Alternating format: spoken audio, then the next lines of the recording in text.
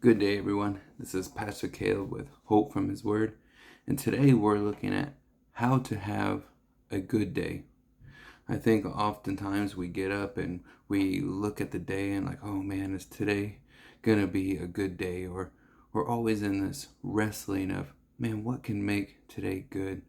Or there's this realization in our spirit that, man, today's just not a good day, and yesterday wasn't a good day, and I just seem to be getting these collections of bad days, and I want to have a good day. I want to have a good season in my life. I want to have good, day after day. I want to have a good, ultimately life, and I haven't talked to anyone that hasn't been their goal or their motivation, to life, to get the most out of this life, to have this thing of goodness. And I think we all wrestle of like, how do we truly have this good life? How do we have this good day?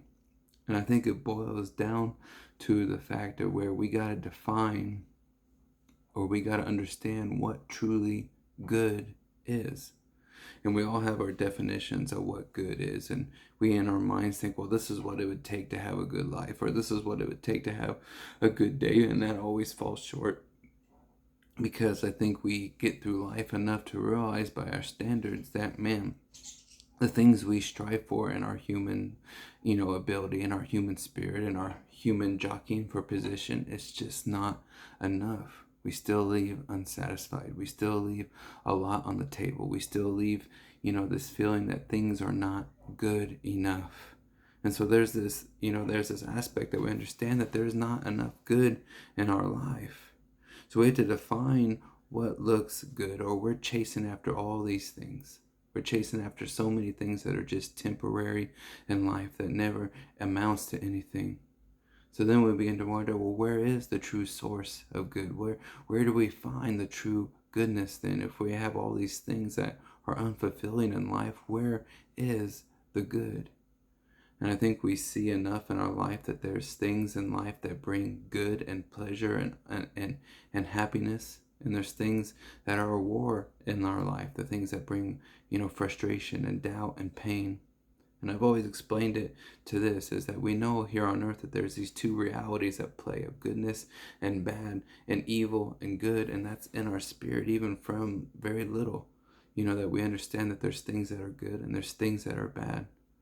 And there's a place and there's a source of all that evilness. And we know that, and we believe that that is a place, that's from hell, and that's a place that's from the enemy, the one that's pouring evil into our hearts and into this life and into our world.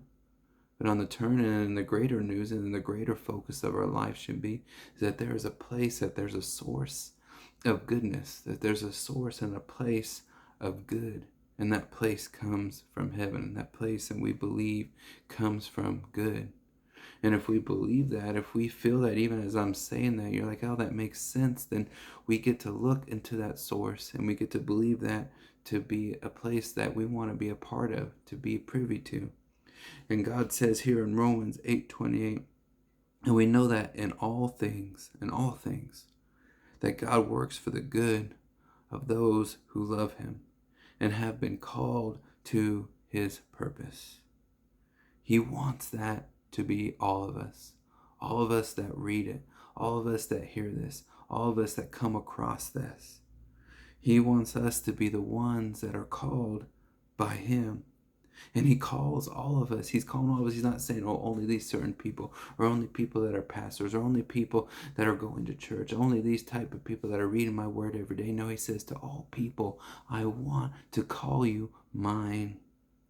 And so if we call out to him, if we say, yes, God, I want part of this, if we love him as he's loving us, if we buy into that, then we get to be recipients of this goodness that he has for us. And we get to see the goodness in this day. And we get to see the goodness in our life. And we get to see, as we allow the Lord to be over our life, that all these things that are at war in our minds and our spirit, God begins to take authority over, and he begins to take the goodness and put it into that. Now, it's not just a miracle cure where overnight all the evil things and bad things in our life go away. But it's more like, the more that you allow God to come into your life, the more you allow him to speak into your life, the more goodness that we're putting into, like eating good and eating clean, we begin to see the process that God allows the goodness to flow into our life and into our mind, into our spirit. And we feel this contentment and happiness and peace. So we got to know where that goodness comes from and that God has for us. So how do we have a good day? By knowing who makes it good and who's the source of that goodness, and focusing our lives and our spirits on that. Psalms 27, some nations boast in their chariots and horses, but we boast in the name of the Lord. We can put our hope in so many things, in our money, in our titles, in our ideals, our own sense of morality. But at the end of the day, all those will come to an end. Some of those at times where it won't be enough. What do we do when we get to that point? My hope and God's hope is that you cry out to him, that you look to him, and you say, God, I want to boast in you. I want to live for you. I want to allow your goodness to be the author and the perfecter of my faith, as it says in another verse. Allow the Lord to be that, and I pray for that for you today, that you allow that goodness to overflow over your life. I pray for God's blessing to find you today. I pray for God's peace to fill your heart and mind. Whatever is worrying you, whatever is filling you with anxiety, whatever is filling you with frustration or confusion or doubt, I pray, Lord, that you guys would look to the Lord and allow him to be shining down on you, because he will. So I pray that for you. Pray that you find that peace. Pray you find that love. May you guys go and be blessed. We'll see you guys next week.